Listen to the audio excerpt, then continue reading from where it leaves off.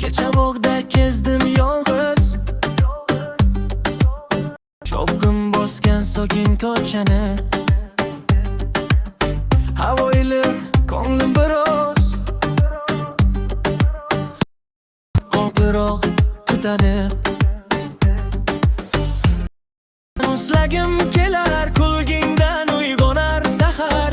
Ismingni sekin takrorlab, yuragim aytadi bexabar. Yulduz ustida seni sevaman, yuragim ichida sezarman. Bir zumga bo'lsin, kel yonimga sen. O'ynar yuragim, kuladi har kecha.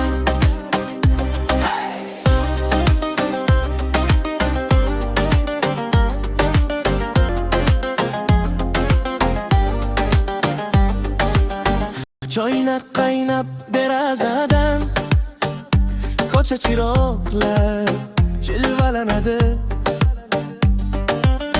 Qo'shnilar kuladi, bolalar yugurib, men esa xayolda senga talpinda. Telefon yonimda jim turar, barmoqlarim yozolmay qadar. Bitta qalasan deb yuborsam butun kecha bo'lar bayramda. Yulduzlar ostida seni sevaman, yuragim ichida seni sezarman. Bir zumga bo'lsin, kel yonimga sen. O'ynar yuragim, kuladi har kecha.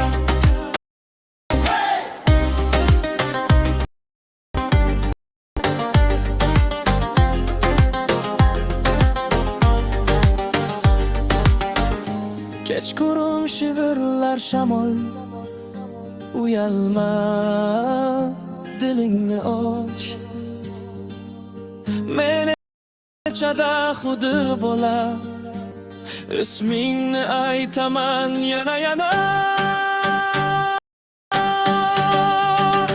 Yulduzlar ostida seni sevaman, yuragim ichida seni sezarman. Bir umr bo'lsin, kel yonimga sen.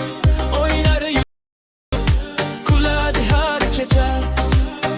O'ynar yuragim, kuladi har kecha.